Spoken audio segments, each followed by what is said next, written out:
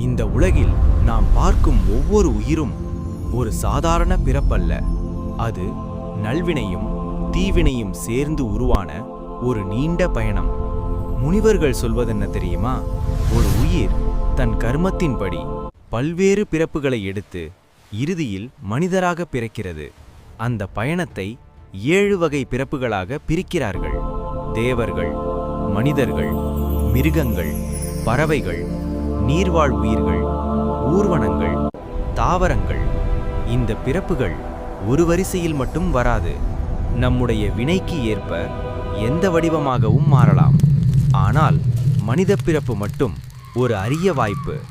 ஏனெனில் நாம் யார் என்று மாற்றிக்கொள்ளும் சக்தி இதில்தான் இருக்கிறது. முன்பு தேவர்களாக இருந்தவர்கள் இப்போது மனிதர்களாக வந்தால் அவர்கள் எப்போதும் இறைவனை நினைப்பார்கள், தானம் தர்மம் செய்வார்கள், அன்பும் அருணும் நிறைந்தவர்கள். முன்பு மனிதர்களாக இருந்தவர்கள் சாந்தமாக இருப்பார்கள், அகங்காரமில்லாமல் வாழ்வார்கள். அன்புதான் அவர்களின் பலம். மிருகப் பிறப்பிலிருந்து வந்தவர்கள் எளிதில் கோபப்படுவார்கள், அமைதியில்லாமல் இருப்பார்கள். அவர்கள் கற்றுக்கொள்ள வேண்டியது அமைதி. பறவைகளாக இருந்தவர்கள் நிலைத்தன்மை இல்லாமல் இருப்பார்கள், பொறுப்பு குறைவாக இருக்கும். அவர்கள் கற்றுக்கொள்ள வேண்டியது பொறுப்பு. நீர்வாழ் உயிர்களாக இருந்தவர்கள் ஒழுக்கம் குறைவாக இருக்கலாம், சண்டை சதி போன்றவற்றில் ஈடுபடலாம். அவர்கள் கற்றுக்கொள்ள வேண்டியது ஒழுக்கம்.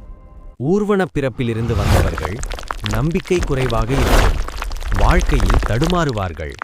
அவர்கள் தேட வேண்டியது ஞானம். தாவர பிறப்பிலிருந்து வந்தவர்கள் உணர்வுகள் மந்தமாக இருக்கும், உண்மையை ஏற்க சிரமப்படுவார்கள். அவர்கள் வளர்க்க வேண்டியது உண்மை உணர்வு. இவை எல்லாம் சொல்லும் ஒரு உண்மை: நாம் இன்று என்னவோ அது நம் கடந்த காலத்தின் பிரதிபலிப்பு. நாம் நாளை என்ன ஆக வேண்டும் அது இன்று நாம் செய்கிற செயல்களின் விளைவு. மனித பிறப்பு ஒரு வாய்ப்பு, ஒரு சோதனை, ஒரு உயர்வு பெறும் பாதை. அந்த வாய்ப்பை நாம் எப்படி பயன்படுத்தப் போகிறோம்?